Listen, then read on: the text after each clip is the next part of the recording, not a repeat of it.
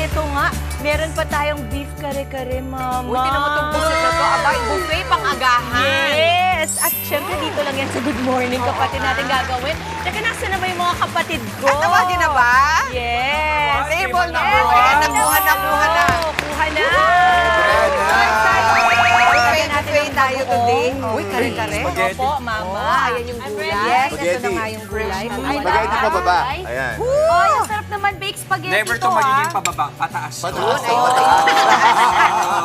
Okay. Ganun Ako, kasarap eh. Naku, ito. Ay, meron pa nito. Oo nga, Jester. Yes. Yung pangalan mo nandito. Slow roast pork belly. Ay! Ayun na yan, Jester. Ganda nga. Oo. Sarap So, yung naman. chicken, Ito parang na yung nga. Jess. At nakita niyo, pero usok-usok pa po. Bagong Diba? lahat, bumati muna tayo sa ating mga kapatid. Good morning, mga kapatid! October 3 na nga po, maradyaw na buntag sa wikang Surigao noon sa ating mga kapatid. Thursday today at bago pa man po magpasko, handaan at fiesta feels na po tayo. Tamang-tama ka dyan, Dim. Sa tingin at itsura pa lang ng mga pagkain nito, for sure, mabubusog na tayong lahat. Perfect idea rin ito para sa mga kapatid natin na nag-iisip kung ano ba ang uulamin nila ngayong araw. At tama ka dyan, hindi lang yan ha, Jess, kasi perfect package din kasi bukod sa ulam ideas, may dessert pa. Kagaya na lamang nitong buko pandan at yema palitaw bites na nakahain sa atin dito sa likod namin ngayon. Check. Yeah. May palitaw. So excited! Excited na nga ako kumain, Maui. Tinan mo, kanin pa rin nakakuha ko. Anyway, so dahil lahat naman ito, atid sa atin ng Casey's Kitchen. All-time favorite Pinoy ulam at best comfort food, Mami Chiki. Yes, the best talaga sa mga kapatid natin na nasa bahay dyan. Team Bahay, sabayan niyo po kami sa aming paagahan. Kasama ang owner ng Casey's Kitchen, Katrina Pineda. Kat! Good morning! Ang saya-saya namin ngayong umaga. Salamat naman sa pahanda mo. Salamat, Kat! Good morning. Napakasarap ng mga pagkain na inihain mo. Tell us more about Casey's Kitchen. So, Casey's Kitchen started 6 years ago. We started lang in my condo. So, yes, kasi usually when we have birthdays or any celebrations, we get caterers. And then we always ask them for an extra table para we can serve our home-cooked meals. So, we noticed na every time nakakain, nauubos yung food na. Nakakatuwa. Yes, and then Go, guys. And then, you know, friends and families have been encouraging me na uwi mo ng business para at least mabenta na at least they can also try it. Doon bang sa lamesa na yun, Kat, ano yung, nung unang beses na itinapat niyo yung lamesa ninyo doon sa caterer, ano yung nauubos agad? The kare-kare. Galing talaga ni Mami Dim. Sobrang sarap ng kare-kare. Napakal Una ba? kong kinain yung kare-kare. Okay. What I love about the kare-kare kasi, Katrina, grabe malasa yung sauce niya. At ang gusto ko pa dito sa pagkaka-present ninyo, kasi pagkain hindi lang yan sa lasa. Yes. Presentation din, nakahiwalay yung gulay. Yes. Which is good. Ito yan. Alam mo kung bakit? Kasi dahil mainit to eh. Yung gulay, nalalanta masyado at nagiging Yes. mushy kapag matagal na napapainitan. So ito, maramdaman mo pa yung crisp ng sitaw, Yes. kangkong, napakasarap. Ako, alam mo kung anong gusto ko? Lahat nung, kasi meron yung mga old reliables, yung hinahanap, spaghetti, yan, kare-kare, naasahan, pero meron kang mga papusit na tinan mo Ayan. naman, buo yung kinuha galing. Oh, Mama! Pinunahan ako ni Mami Yes. Dim, kaya pinapakita ko lang Di ba sarap buo yung po? babalik ko sa'yo, ha? Kasi ginaganon ko yan eh, di ba? Yung parang talaga malalasahan mo yung pagka-garlic niya. And gusto ko, sa pagkain ninyo, hindi tinipid. Yes.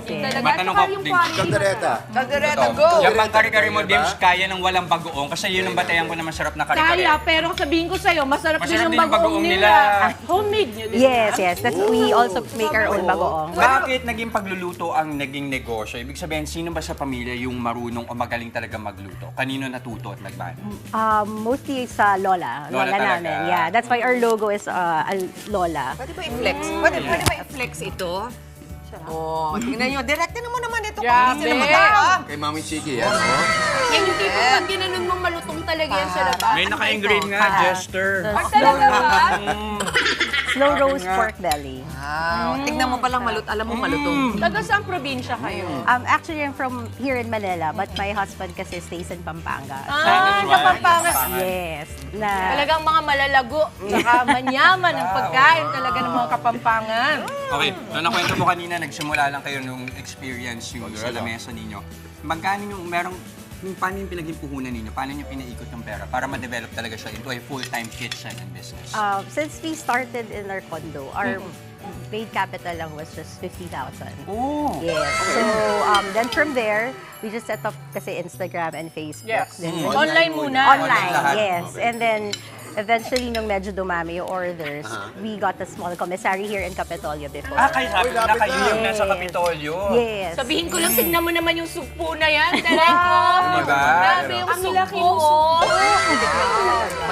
Yun talaga masasabi mo talaga, lahat ng ginagamit nyo dito talagang quality, no? Your Yes. ingredients, Yes. even the way you cook it and present Yes. it, pati lasa. Yes. Tingnan mo spaghetti nga, ubus agad.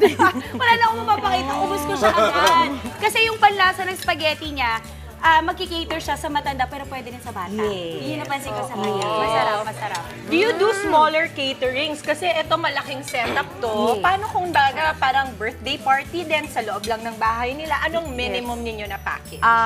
Well, we have events before na 30 packs lang. So, we're very flexible naman when it comes to events and even Parang mga into the party parties. trays pwede Yes, yun. yes. Actually, we restarted sa party trays.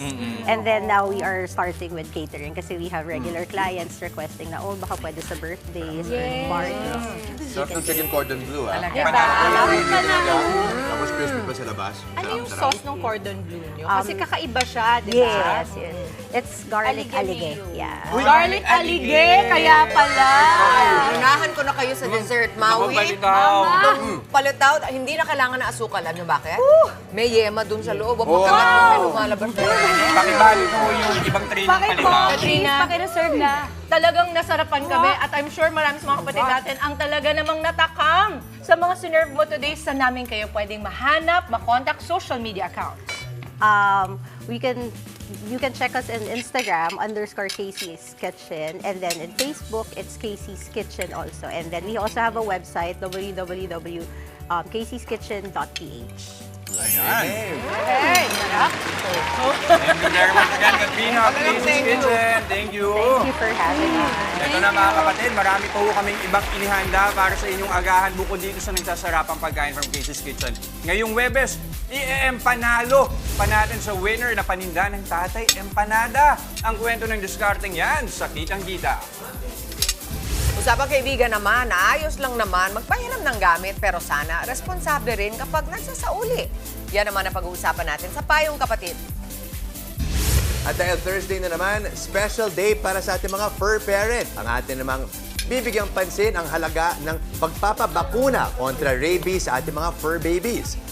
Mamaya po yan. Kaya na yan. Ayan, sige, sumari. Kain ba? Kain ba? Kumandareta. Mamaya po yan sa Bet na Pet. Okay, at sa ating naman pangmuling pangangapit bahay, ibabahagi natin ang kwento ng isang pambihirang ancestral house na binisita namin sa may bahay. At sa ika-4 na araw ng ating pamamahagi ng Himala, makakasama natin ngayong umaga ang isa sa mga bituin ng Ang Himala ni Nino, ang multi-talented na si Jay Gonzaga. Live na live mamaya yan.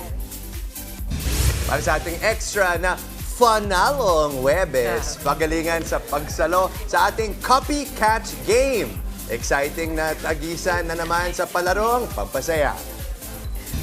At ito para sa ating mga minamahal na kapatid na team bahay. Join na rin kayo sa saya ng aming daily palaro today. Sinong bet niya today? Team Dimple!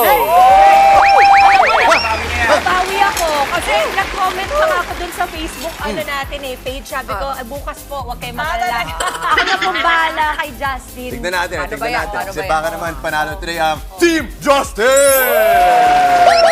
Bias talaga nito. Kasi siya yung nagbabasa eh. Bukas, ikaw na lang, okay? I-comment namin yung bet with your location sa aming Facebook Live at mamaya pipili kami ng isang maswerteng kapatid viewer na nakahula kung sino ang panalo sa aming palaro. Team Dimples o Team Justin. Siyempre, winner yan ng instant 500 pesos worth of load. Ayan, boto na mga kapatid. Tuloy-tuloy lang ang pagtutok. Magbabalik ang inyong paboritong kasalo sa umaga. Good morning, kapatid!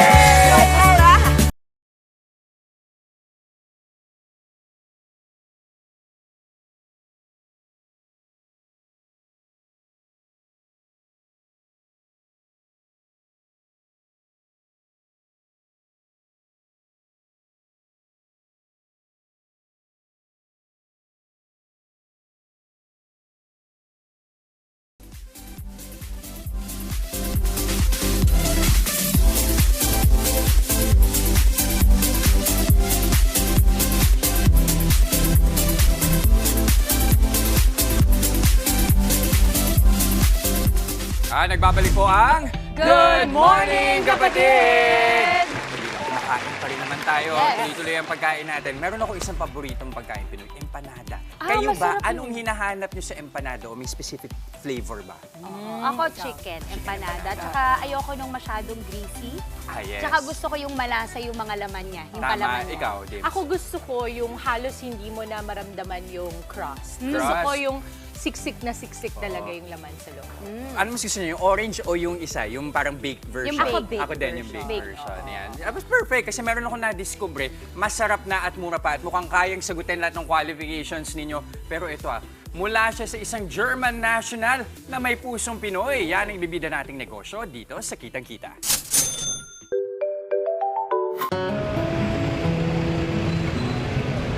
Andito tayo ngayon sa San Joaquin sa Pasig at meron tayong bibisitahin na nagtitinda ng empanada. Pero alam niyo kakaiba rito, German yung nagtitinda at 2 taon niya na itong ginagawa. Tara, punta natin.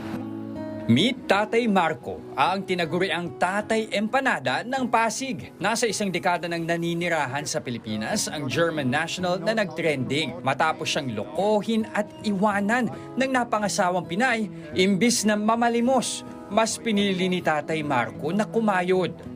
I create aircraft since I've been here in the Philippines. I started 2016 and started to selling that on the street. I guess a lot of our viewers are wondering, how did you end up selling empanada?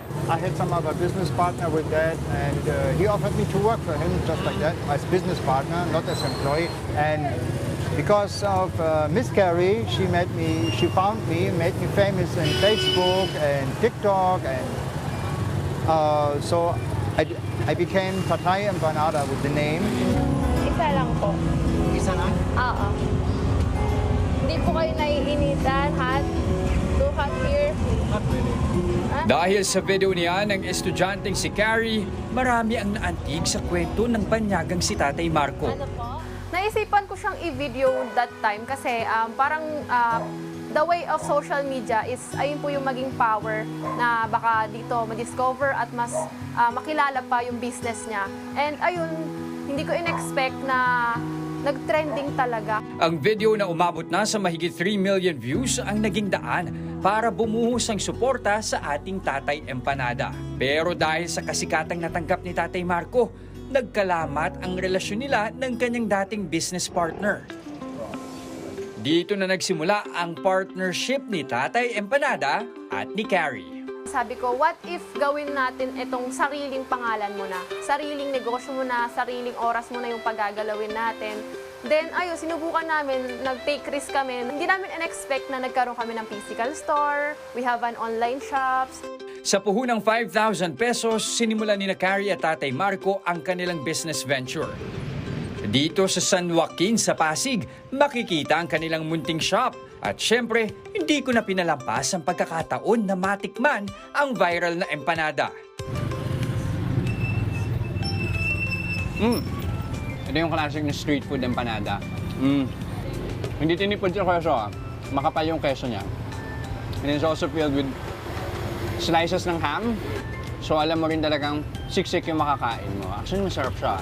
Sa halagang 20 pesos, matitikman na ang ipinagmamalaking empanada. Katuwang din sa negosyo ang nanay ni Carrie na si Mama Lani. Bukod kasi sa kanilang pwesto, meron na rin silang online shop. Hindi nila in-expect na nagkaroon na kami ng Facebook page kasi umorder talaga sila like yung mga company, iba-ibang like bulk orders na umorder sila nung nalaman nilang nasa social media na yung empanada ni tatay. Unlike before na nasa bangketa, nasa mainit, walang pumapansin. Kung dati, nasa 300 pesos lamang kada araw ang kinikita ng ating tatay empanada sa paglalako, ngayon, kitang-kita na siya ng 20,000 pesos kada buwan. Sa kabila ng natatamong biyaya, aminado si Tatay Marco na marami pa siyang dapat matutunan sa pagnenegosyo. When you want to raise a business, you have to be humble all the time because you have to accept that you don't have the salary like you would work as an employee. Para sa akin, nagkaroon ako ng lesson sa kanya. May natutunan akong lesson kay Tatay Empanada na don't lose hope kahit na hirap ka na kasi may mga taong may mas hirap pa. Pinatunayan ng banyagang si Tatay Marco na hindi hadlang ang pagkasawi sa mga naunang katuwang sa buhay at negosyo dahil may mga katulad ni Carrie na handang tumulong at umalalay sa kanya. Ay, nakakatuwa yung kwento, nakakantig, oo. Sa totoo lang, nung nakita ko siya, yun nga yung una kong tanong, sabi ko sa kanya, andito ka na for 9-10 years, ba't hindi ka umuwi? It's like, parang siya nakahanap ng bago niyang purpose dito sa Pilipinas. And parang he doesn't find any reason na para bumalik pa sa Germany. Diba? At saka alam mo, it takes a lot of humility or pagpapakumbaba to admit na ito na yung kalagayan ko ngayon at okay lang tumanggap ng tulong. Yun yung nakita ko doon na kahit hindi kayo pareho ng lahi, hindi kayo pareho ng pinanggalingan, pero ang pagpapakatao ay universal. Hindi mo talaga malaman kung paano nagtagpo yung dalawang. Ang galing! Kasalubong sila. Nakakatuwa pa. Alam niyo kung ano yung paborito niyang Pinoy phrase? Ano? Hay naku! Hay naku! Ang sarap! Ay, naku! Hay Ang sarap! naku! Ang sarap ng empanada. Again, thank you very much, Tatay Empanada. Thank you. Thank you.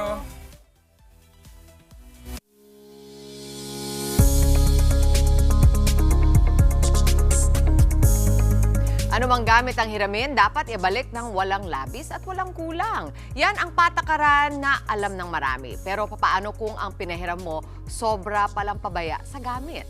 Yan ang dinulog sa atin sa Payong Kapatid. Ang sabi niya, Dear Chiki, ako po si Ange, 20 years old. Mula bata, pangarap ko pong maging photographer, kaya naman nag-ipon ako para makabili ng sarili kong camera. Photography din, ang hilig ng kaibigan kong itago na lang natin sa pangalang Rachelle. Madalas nahiram niya ang camera ko para sa sarili niyang photoshoot, pero tuwing bumabalik sa akin ito, palaging may gasgas.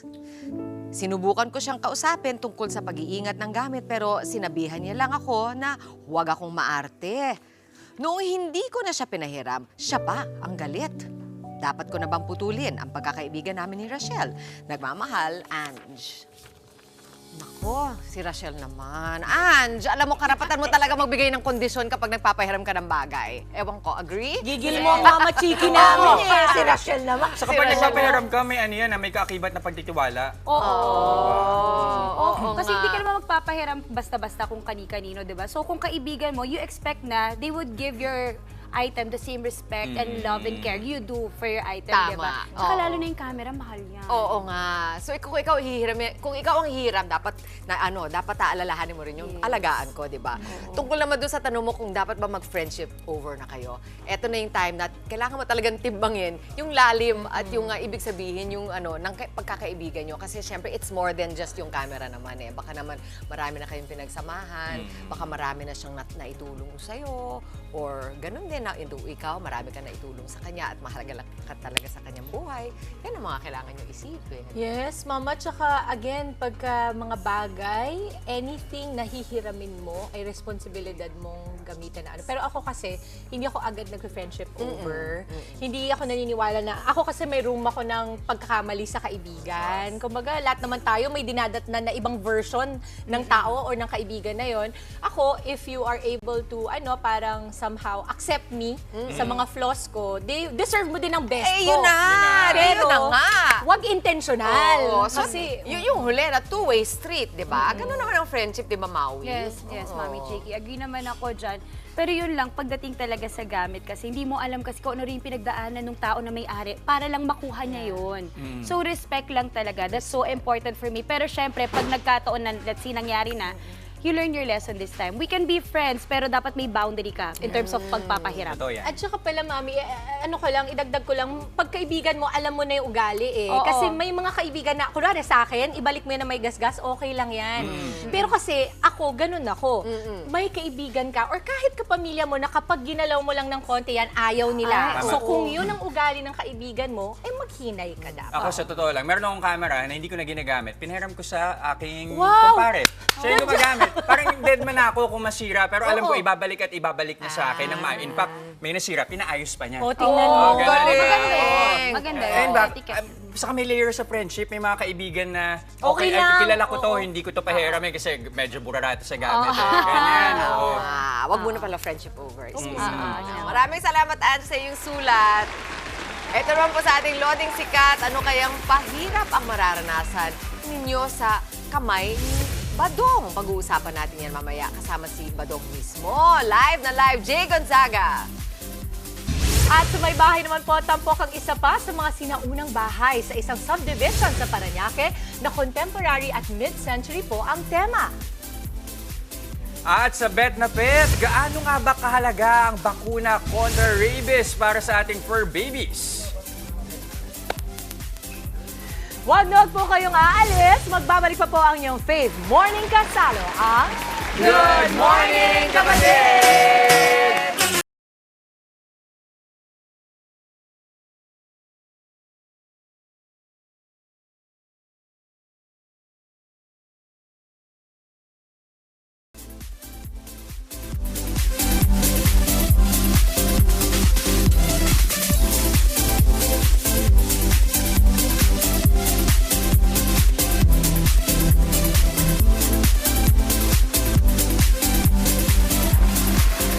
Nagbabalik pa rin ang Good morning, kapatid! Usapang renta sa parking naman po tayo. Paano masisingil ang ayaw magbayad ng upa sa parking dahil walang pinanghahawakang kasunduan? Alamin natin ang sagot na yan mula kay Atty. Buko sa Legal Ba To? Hey Sir Dino, ito yung parking space namin. Bale ito, 1K per month to. So kung interesado ka, pwede ka naman mag-online banking na lang or cash ka na lang ngayon. Okay. Sure. Pero yung buwan ng hulog ko, isi-send ko na lang sa account mo. Oh, that's good. Deal na tayo? Deal. Okay, Thank you. good. Hello, Sir Dino. Grabe naman to si Sir Dino. 6 na buwan niya na akong di binabayaran sa parking space ko Attorney, hindi ako binabayaran sa pinarentahan kong parking space. Pwede ko ba siyang kasuhan kahit verbal lang ang usapan? Legal ba to? Legal po yan. Ang kontrata ng pagpapaupa ay valid and binding kahit hindi po ito nakasulat. Ang verbal or oral lease ay binding sa magkabilang panig kahit walang written contract, ayon sa Article 1687 ng Civil Code. Kung walang written contract pero ang bayad ng upa ay kada buwan, ibig sabihin ang kanyang kontrata ay nagtatapos din ng kada buwan. Maaari nang sulatan ang nasabing umuupa at sabihan na umalis na siya dahil hindi na niya nababayaran ang kanyang renta ayon sa kanilang kasunduan ng pag-upa. Kailangang padalhan ng notice to vacate o demand letter ang nasabing umuupa. Kung hindi pa rin siya sasagot or susunod, ay pwede na siyang pigilan na gamitin ang parking space na kanyang inuupahan dahil hindi naman niya nababayaran ang renta. Kung kayo po ay may nais ikonsulta sa inyong lingkod, i-follow lang ang Facebook page ng Good Morning Kapatid. Mangyaring i-private message po ninyo sa akin ang inyong mga katanungan. Maraming salamat. Maraming salamat din po, Atty. Buko. At ito, maiba naman po tayo, no? Malaking banta pa rin ang kinahaharap ng West Philippine Sea at sa monitoring ng Philippine Navy. Aabot sa 200 ang namataang Chinese vessels na nakapalibot noong nakaraang linggo. At habang patuloy ang pakikipagsapalaran ng mga Pinoy dito, magsasagawa ng taunang marathon ng Philippine Marine Corps upang makalikom ng pondo para matulungan ang mga nakadeploy sa West Philippine Sea. At para pag-usapan po yan, kasama natin si Captain Mary Ann Domacena. Good morning, Captain. Good morning, Captain! Good morning po. Good morning sa Welcome. nanonood ng Good Morning Kapatid. Okay, etong marathon na to, yearly, may iba-iba kayong tema. Bakit ngayong taon na to naisipan ninyong ialay yung marathon ninyo sa mga kapatid natin, lalo na sa mga nakadeploy sa West Philippine Sea? Yes po. Ang Philippine Marine Corps po ay taunang nagsasagawa ng marathon in connection po or as part ng celebration ng aming tinatawag na Marine Birthday. Ito pong Marine Birthday natin ay sa November 7, pero taon-taon po meron tayong month-long celebration. So ang marathon po ay part lamang ng pagdiriwang ng ating Marine Birthday. And every celebration of the Marine Birthday corresponds with a particular theme. And this year's theme po ay tumatalakay sa ating matatag na pagtaguyod at pagtayo para ipaglaban ang paninindigan ng ating sandatahang lakas ng Pilipinas at ng atin pong mga Pilipino para tumayo sa paglaban sa at pagtatanggol sa soberenya ng West Philippine Sea. Kaya ito po ay tinawag nating sovereignty run. Okay, Kap, ako may tanong ako. Sa pagdiriwang ninyo ng araw ng PNC, ano po ba yung mga nakapila or yung mga nakalinya na event na mga mangyayari? Well, sabi ko nga po, ang marathon ay isa lamang po sa activity or is part lang po siya ng celebration ng ating Marine Birthday. Pero syempre po, tulad ng pag-celebrate ng birthday ng isang tao, ang highlight po ng Marine Birthday celebration ay cake cutting ceremony and a Marine Ball. Sa November 7 po ito magaganap. Yes po. Opo. Pag-usapan natin yung mga proceeds. Unang-unang, ilan ba ang nakadestino sa West Philippines? With the details po, meron po tayo dyan, syempre po, may mga Marines po tayo dyan na under po sa Philippine Navy.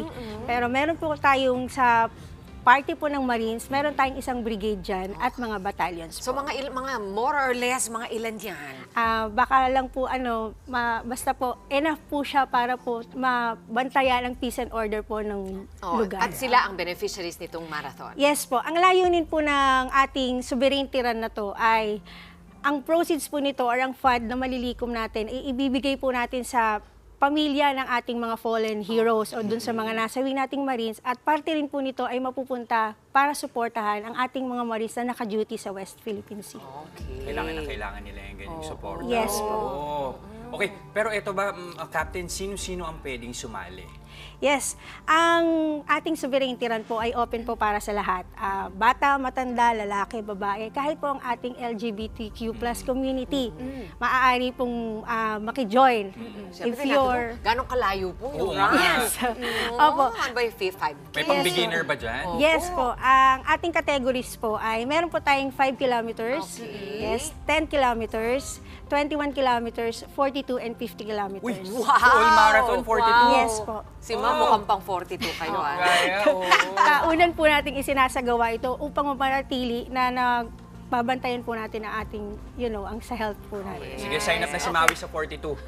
Sabi ko pa nga rin, sana ma'am, pang 5 kilo po tayo. Basta po kasama ko po kayo, gaganahan lang. Pero magkakaiba rin yan ng presyo, di ba? Depende sa distansya na tatakbuhin, ma'am. Yes po. For 5 kilometers, registration fee is 1,000 pesos. 10 kilometers is 1,300.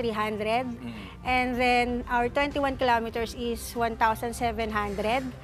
Ang ating 42 kilometers po ay 2,300 and 50 kilometers is 2,800 pesos.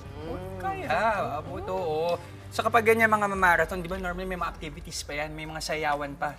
Yes ba? Magkakaroon din kayo ng ganyan? Meron po tayong performances ng ating tinatawag na Marine Drum and Bugle Team. At saka po yung Silent Drill Exhibition. And ang ating Marine Combo po ay nandun din upang magbigay po ng buhay doon sa ating activity. Ano po ruta? Saan po ang start and finish? Yan, magsisimula po tayo sa, basta po ang starting point po natin doon po sa loob ng headquarters Philippine Marine Corps Marine Barracks Sordiardo Baon, Taguig City. So, excited po kami na makita po ang lahat ng nais na lumuhok ang ating mga running enthusiasts. Maidagdag ko lang po, maaari rin pong mag-join ang ating mga fur parents. You can run, jog, and walk with your fur babies. Pwede bang kasi nasa trolley sila? Ito lang. Pagkatamarin eh. Ako ma'am, question kasi ako kunyari, never pa ako nakarun ng 5K at kung sakali ito yung magiging first time ko, meron po ba kayong mga tips sa akin or mga kailangan kong dalhin or gawin for in preparation for running? Opo, syempre, tip po, bago tumakbo kayo na umagahan, maaga matulog, tapos mag-hydrate po kayo. Para the following day, during run, hindi po kayo masyadong makaramdam ng pagkahapo. Pero wag po kayo mag-alala. Along the route naman po ng ating mga takbo, meron po tayong mga water station. Saka may pacers. May pacers ba kayo? Sabayan? Meron naman po tayong Meron mga yan. marshals. Ayan. Tsaka syempre po, hindi rin po mawawala. Meron tayong mga medics na nakaantabay. Ayun Kung naman. sakasakali mang meron po tayong hindi inaasahang mangyayari. Okay, perfect. Kap, Kaya mo okay. yan, Maui, 42. Oo nga. Ay, 42 talaga yung Support, pinuha ko. marathon. Ma'am, basta Supportahin 5K ako, ha? Pero, Kap, I'm sure marami na po sa kapatid natin ang mga gusto sumuporta for this marathon. Please do invite our kapatids kung paano po sila makakasali Yes. sa Philippine Marine Corps Marathon. Opo. Para po sa mga interesadong sumali sa ating mga running enthusiast, maaari po kayong mag-register online. Just visit po ang Philippine Marine Corps Marathon Facebook page at makakapagparehistro na po kayo. Maaari rin naman po kayong pumunta sa headquarters Philippine Marine Corps Marine Barracks Rojardo Brown, Taguig City at hanapin lang po ang office ng MC7 upang magrehistro. Hihintayin po namin kayo doon. Makikita niyo si Captain Mary on live na live. Napakaganda. Ayan. Kami magdadasal na walang ulan sa November 13. Yes, Rain or shine ba yan? Pero rain or shine Rain or po. shine. Yes. Thank you, Ma. Maraming Thank you again, salamat po. Captain. Maraming salamat din po sa opportunity na maipromote po namin ang aming activity. Hintayin po namin kayo mag-register po tayong lahat. Alright, pero syempre bago tayo magtakbuhan, mamaya maglalaro muna tayo dito sa studio sa ating palarong pampasaya. It's nothing but a second rate, trying hard, copycat. Yeah, ganyan. Team Dimples versus Team Justin. Abangan mamaya. At isa pang abangan mamaya, ang kanyang karakter bilang Badong sa Himala ni Nino, kikilalanin pa natin live. TV film at stage actor na si Jay Gonzaga, makakasama natin live sa ating Loading Sikat. At sa may bahay, tampok ang house tour ni Mami Dim sa isang pambihirang ancestral house sa Parañaque. Kaya wag po kayong aalis, magbabalik pa ang inyong paboritong morning kasalo, ang Good Morning, Kapatid!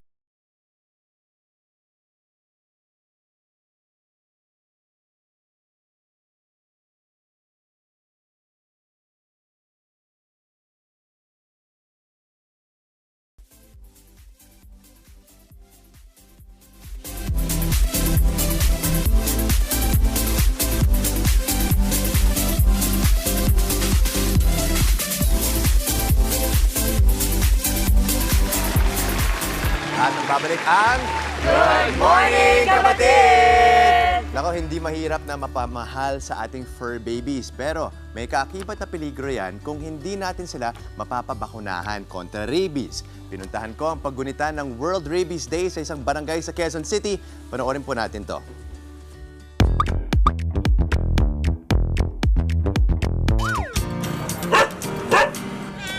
Nakamamatay at walang lunas. Yan ang kinatatakot ng marami sa sakit na rabies. Kaya naman, napakahalaga ng pagbabakuna para maiwasan ito. Sa Pilipinas, 200 hanggang 300 katao ang namamatay sa rabies kada taon. Hello mga kapatid! Dahil World Rabies Day ngayon, dumayo tayo dito sa Barangay Bagbag sa Quezon City para saksihan ang isang door-to-door anti-rabies campaign. At nandito mga organizers. Hello po! Hi! The game plan is like to make it sure na walang bahay na makakalampas. Kakatukin natin isa-isa. Yun yung gagawin natin. At the same time, naglagay tayo ng stations sa strategic point within the barangay. Dito nagsanib puwersa ang iba't ibang organizations at ang local government ng Quezon City. Ang kanilang ultimate goal, end rabies in the Philippines by 2030. Paano pag kinagat tayo ng rabies ng asok? Ano yung dapat natin gawin? No, ano yung mga first aid na dapat gawin? Magpapaskill po tayo ng mga posters no, sa mga iba-ibang mga establishments. Papakita na ang mga roles ng ating mga mamamayan, mga batas ukol po sa responsible pet ownership, batas sa animal welfare at yung kanilang responsibilidad para magpabakuna.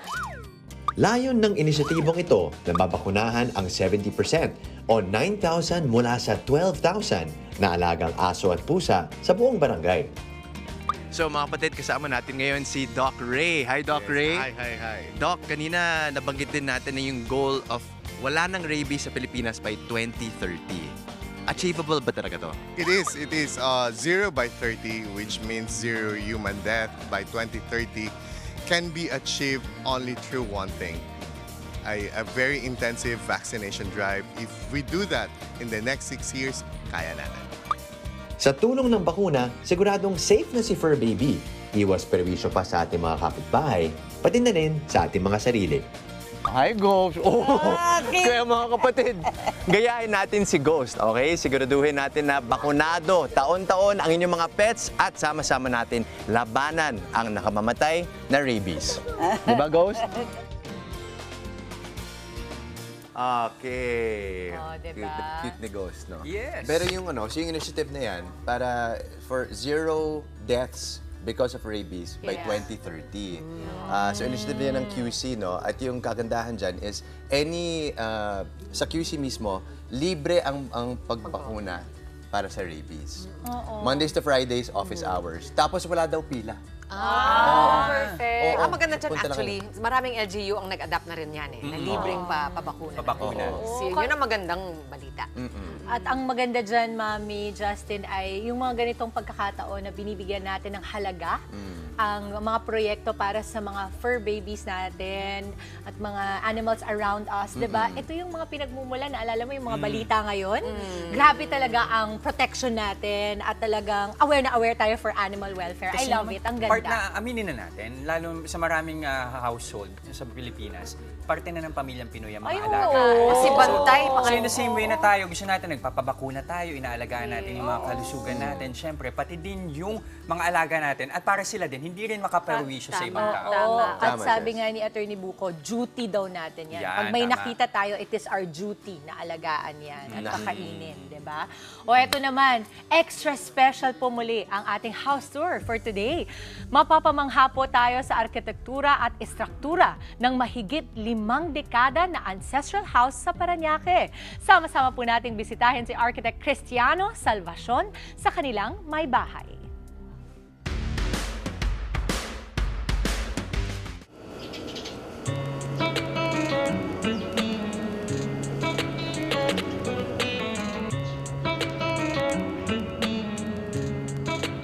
Hello mga kapatid! May pagka-nostalgic ang ating My Bahay feature today because we are here in Parañaque at ma-feature natin ang isang home ng isang very cool, very artistic architect na si Architect Cristiano Salvacion who owns his beautiful contemporary and mid-century home. Kaya puntahan na natin siya. Let's go!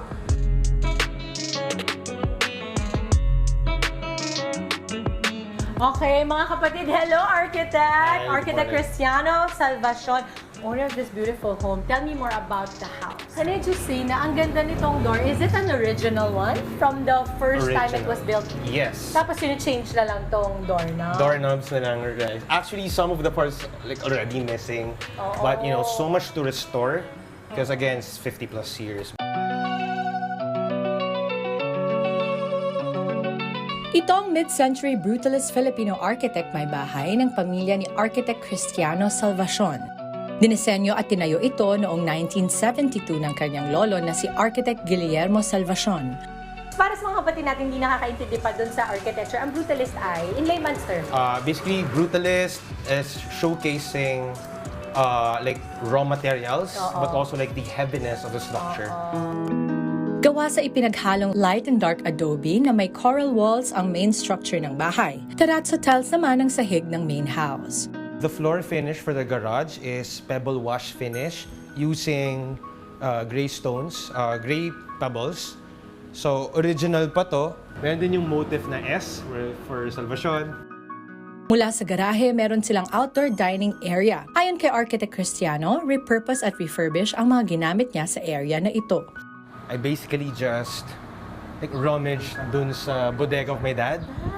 So these were just like given like second lives. So we have this display window here na pag nagluluto, kasi my mom loves to cook. So habang nagluluto, you can still interact with them. Sa kanilang main garden, merong artificial rain system. artificial rain system in 3, 2, 1. Oh my God, that's amazing. Yeah.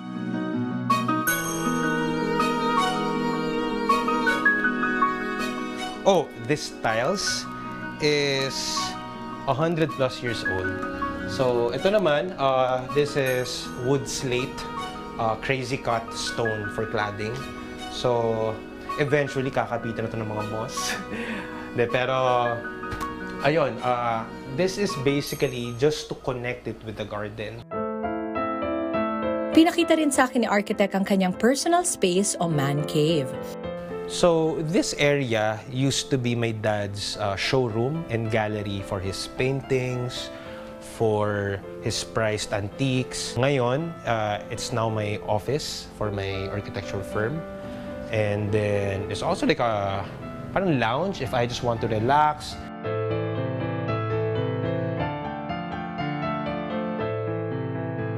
These are furniture of your father? Yes, made by his shop. Some of the items here are designed by him, like this floor lamp. Let's go there.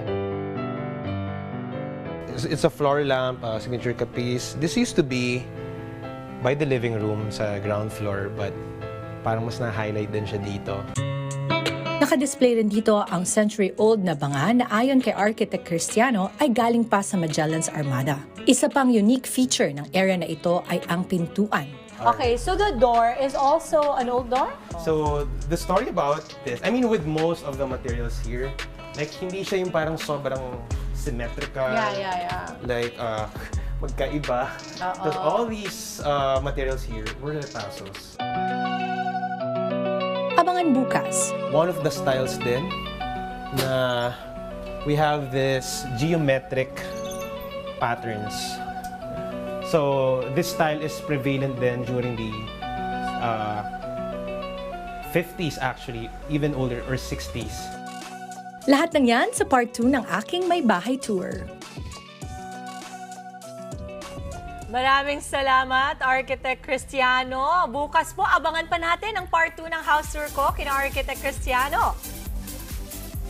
Ayan, at ito mga kapatid, sa aming pagbabalik, aalamin natin kung ano-ano ang mga naging preparasyon niya sa kanyang role bilang badong sa Himala ni Nino. Jay Gonzaga, live! Tuloy-tuloy lang ang good vibes. Kasama pa rin ang inyong paboritong kasalo sa umaga. Good morning, kapatid!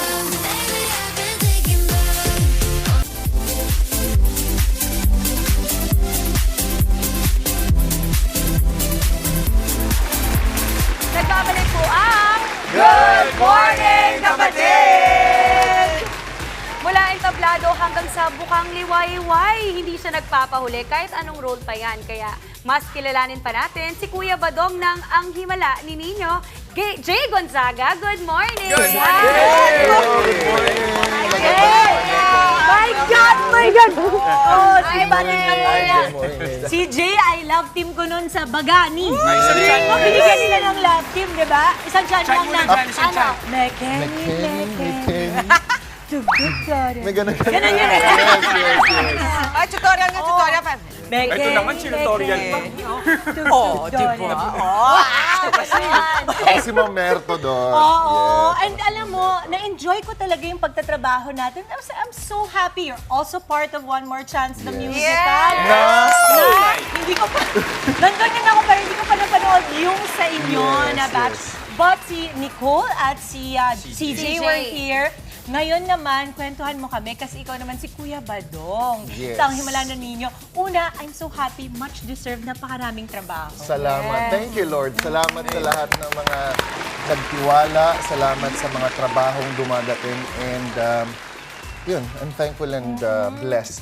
Okay, na Kuya mga Badong. work. Bakit Kuya Badong? Kuya Badong, actually si Kuya Badong, kasi yung role ni Tita Carmi na si Madam Shona, siya yung kontrabida doon sa Bukang Liwayway. So meron siyang mga kasama na si Badong at si Budang. So ito yung mga gumagawa ng mga bagay-bagay. Yes, di ba? Ang galing, di ba? Meron din kami Mga yan dito alipores. eh. Meron din kami yan dito. So ako si Kuya Badong and si Badong dito, siya lang yung susunod sa mga utos ni Madam Shona. Okay. Maski mali, maski tama, basta lagi niyang ma-impress dapat si Madam Shona. So hindi makikita sa Nino kung aabot ba sa point na maging masama si Badong or magkaroon ba siya ng awa dahil kay Nino. So, yes, may mga ganun po. Pero ibig sabihin nun, ang madalas mong ka-eksena, si Miss Carmi Martin, kamusta naman ang pakikipagtrabaho with a veteran? Sobrang professional ni Miss Carmi sa trabaho. Like, meron kami eksena, kwento ko lang, madadapa siya sa parang tae ng kalabaw. Or, kalabaw. So, ang ginawa niya, instead of, ang gagawa na lang nung paglagay nung parang mud na ilalagay Hindi sa naman mukha. actual Yes. yun. Parang ano minsan siya, parang, tsokolate. Oo, para siyang tsokolate and harina. So, ang ginawa ni Tita Carmi, siya na lang naglagay sa face niya. And then, yes, na parang mabilis na lang yung gagawin namin lahat. So, doon ko nakita na, wow, grabe, yung professionalism when it comes to like work. And na-witness ko yun na babaunin ko siya sa mga future works na gagawin ko. Okay, ito bukod, nabanggit na kanina ni Dibs, one more chance. Kamusta naman ang pagtatrabaho sa entablado? Working with As Mark. Very Yes, common, as Mark. very familiar. Kumbaga, in a way, iconic na material. Sobrang happy ako na napasama ako sa One More Chance na musical. And yung si Chang Maribel nga, yung director namin, sinabi niya sa akin na PETA gagawa ng One More Chance the musical na film nila Ate Dimple dati na sobrang. Tapos gaganapan ko pa yung Derek Ramsey na role. At saka halos magkawangis na. Kawangis siya. Tsaka may abs ka rin. May abs Hindi naman din magpatalo tong kapatid. Actually, yung mga friends ko pag nanood sila, kasi Inglesero yung role ko doon. Na hindi naman ako Ingleserong tao, na parang, wow, nagugulat sila. At umabot sila sa point na hawak sila sa upuan nila na baka pati-deliver kaya niya yung line niya ng maayos. So, mga ganon. Bukod sa pagpapakita ng abs, dala din niya yung aso niya. Yes, meron akong aso ko. Jay, pasample naman yung Romo bilang Mark nga, konting, patikim. For example, si Ate Dimple ang Kakanta na lang Kakanta na lang ba? Oo, kasi alam mo, bukod sa mahusay siyang artista, magaling din siyang kumanta. Wow! Yes. Kakanta tayo in English. OPM. OPM. Ano ba gusto mo? Bakit ngayon ka lang na lang? Ayun! Basic. Ikaw sana ang aking yakap-yakap. Ang iyong kamay ang aking laging hawak. At hindi ka niyak, at hindi ka niyak. Bakit ngayon ka lang? Okay, ang ganda na. Ang galing-galing. Bakit ka lang? Tinan mo naman. Ang usay-usay talaga. Usay mo pala kumanta, Jay. Jay, ako may question ako kasi syempre ngayon meron kang One More Chance, pero kanitong Ang Himala ni Nino. Paano mo pinagsasabay yun? Yung acting sa TV, iba kasi, iba yung acting sa theater. Alam ko, tanong mo, natutulog ka pa ba? Kasi usually ganyan ang tanong, di ba? Papahinga ka pa ba?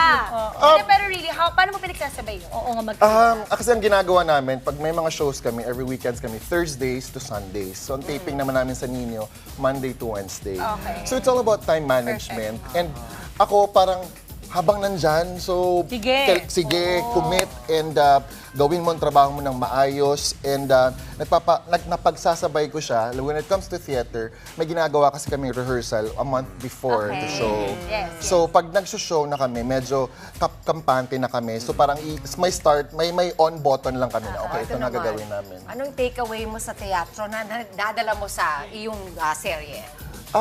Sobrang thankful ako sa theater dahil parang pag meron akong productions o pag may theater akong ginagawa, parang for us as a theater actor o sa ginagawa natin, para kaming bumabalik sa school kasi nag-aaral kami ulit. So meron kaming everyday na ginagawa namin with our director, nagko-collaborate kami sa mga co-actors and then para kang bumabalik sa day one kung saan ka nag-start. At parang for us, sa akin din, na parang napapahumble niya ako na parang this is the beginning. Very Dito ako nag-start. Yes.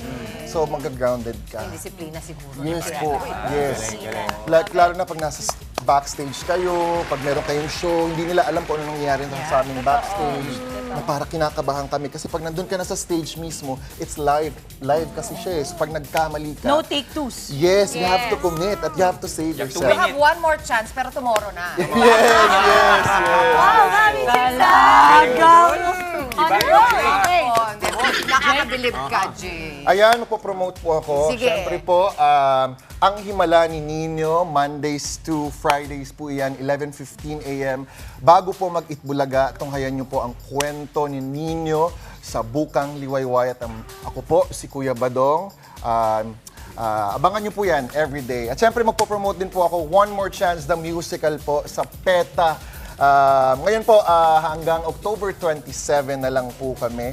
For tickets po, punta po kayo ng Ticket World and magkita-kita po tayo. At mabuhay po ang sining at lahat po ng mga tumatangkilik. Amen! Mabuhay! Jay Gonzaga, maraming salamat. Thank you very much, Jay. At anong himala kaya ang matutunghayan natin dito sa...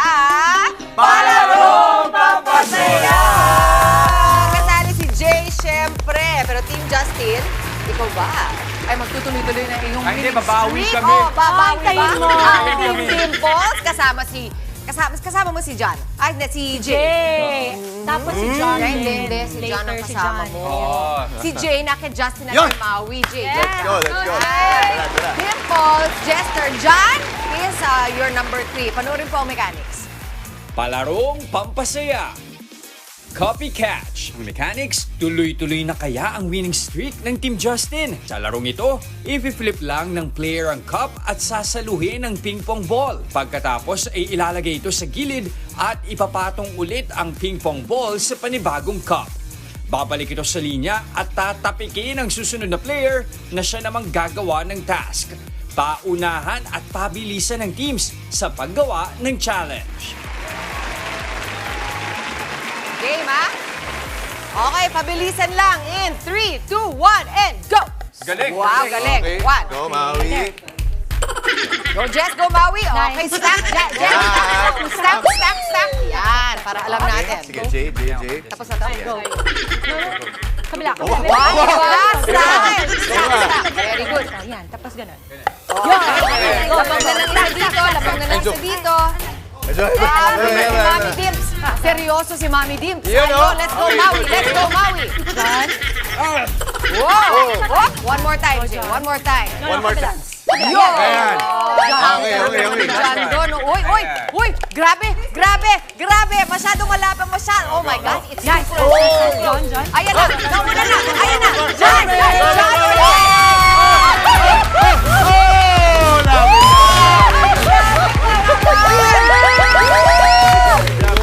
That was close!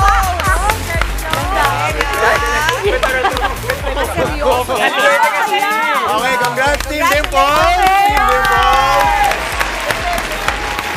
Nakabawi, finally. Wow. Okay. To be fair, struggle pa kami kasi kaliwete pa. Kasi kaliwete ka. Pwede lang. Ito. Ayun na, okay. Malapit. Close fight. Winner. Press. Press na, press. Okay. Magkakaroon din yan. Daming bumoto. Hindi na wala ang tiwala ng taong bayan. Nanalig sila. Oh! Congratulations, Pitik ni Gabi! Mahiwaga ang pitik ni Gabi. Nakita mo? Yung mga bumoto sa akin may mga pitik.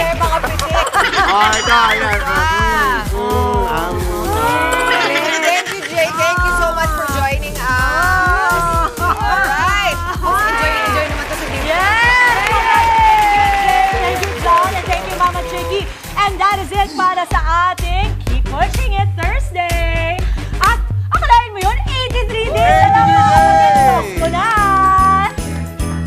Okay, happy birthday sa aming Art Rep staff. Kuya Glenn!